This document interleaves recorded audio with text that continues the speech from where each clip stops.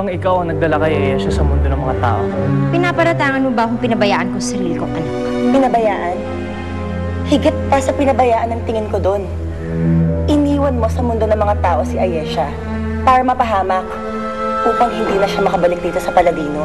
Ikaw siguro ang may gustong mapahamak si Ayesha. Dahil mas pinapansin ang anak namin kaysa sa anak mo. Huwag mo akong idadamay sa kasamaan mo. Tama na. Huwag mo ibaling kay Saraya ang usapang ito, Bawana. Ikaw ang sinasabi nagdala kay Ayesha sa mundo ng mga tao. Ikaw, Bawana. At sino may sabi? Ang sarili mong anak. Siya mismo ang nagsabi sa amin. Ang sinungaling kayo. Ikaw ang sinungaling. Sinisiraan niyo lang ako kay Almiro.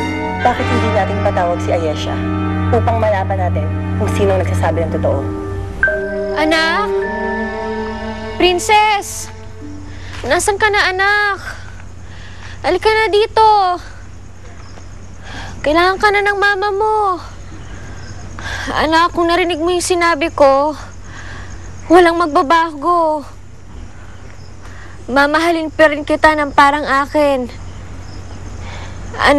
Anak pa rin kita kahit anong mangyari. Princess!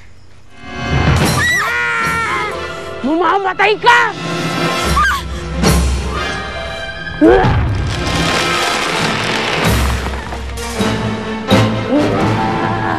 Ayesha, huwag kang matakot. Sabihin mo ang kunento mo sa amin kanina. Sino ang nagdala sa'yo sa mundo ng mga tao? Ayesha, nandito si Yayi. Hindi kita pababayaan. Sabihin mo na sa kanila ang katotohanan.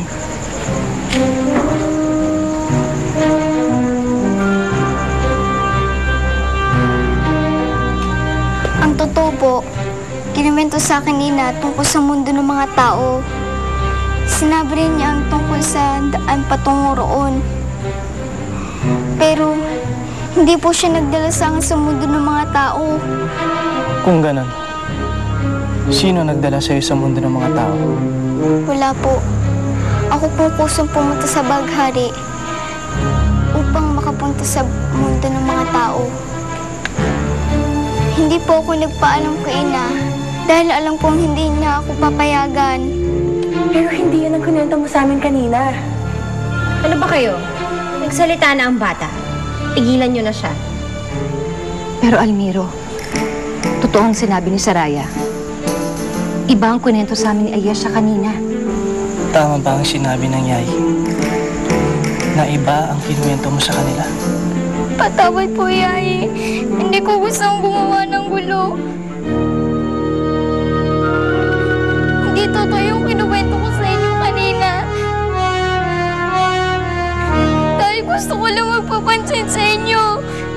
Pero mali ang ginawa mo, Ayesha. Nagsinungaling ka! Patawad na, Ma. Dapat kang maparusahan. Almiro, tama na. Huwag mo nang parusahan ng anak natin. Ako nang bahala sa kanya.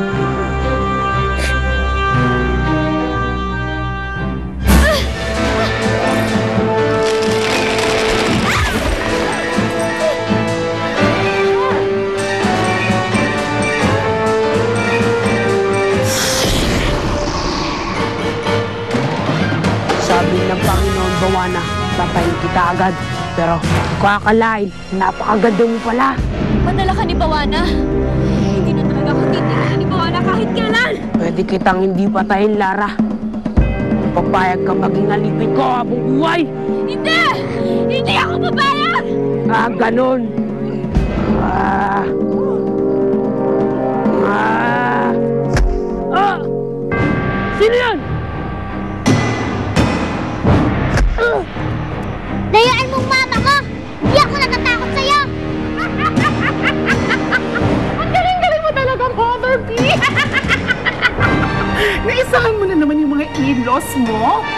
At nakaligtas ka na naman sa isang muntikang pagkabukitin eh! Wala talaga sila magagawa dahil hawak ko sa leeg si Ayesha. Oh?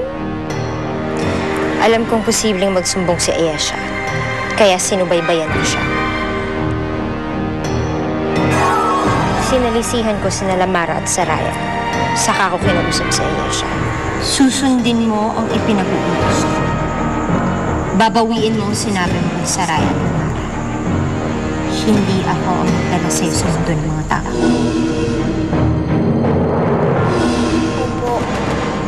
Pero mother, paano mo nagawa yun kay Ayesha? Hindi mo ba naaalala? Nung sanggol pa si Ayesha, binigyan ko siya ng espesyal na regalo. Hinihiling ko na maging masunurin kang bata.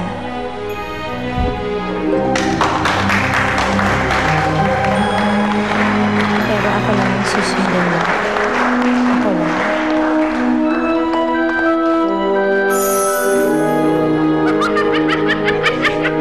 Ang galing mo talaga, mother! Perfect na perfect ka! Perfect! Pangas kang nilang! Mamamatay ka!